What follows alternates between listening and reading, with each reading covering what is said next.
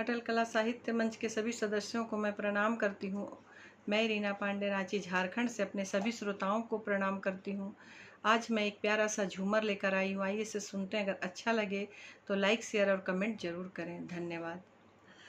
पायल के बोलिया साहब कैसे हो, पायल के बोलिया साहब कैसे, पियवा जइहे परदेसवा रहब कैसे, पियवा जइहे परदेसवा रहब कैसे, पायल के बोलिया साहब कैसे हो, पायल के बोलिया साहब कैसे, पियवा जइहे परदेसवा रहब कैसे, पियवा जइहे परदेसवा रहब कैसे।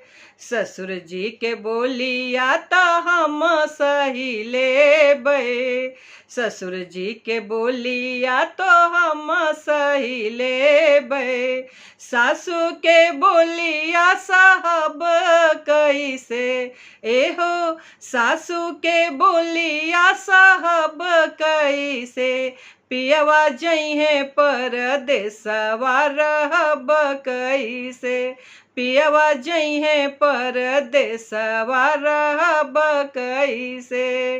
जेठ जी के बोलिया त हम सही लेबै, जेठ जी के बोलिया त हम सही लेबै, जेठानी के बोलिया साहब कैसे एहो, जेठानी के बोलिया साहब कैसे, पियवा जइहे परदेसवा रहब कैसे, पियवा जइहे परदेसवा रहब कैसे, पायल के बोलिया साहब कैसे हो, पायल के बोलिया साहब कैसे, पियवा जइहे परदेसवा रहब कैसे, पियवा जइहे परदेसवा रहब कैसे।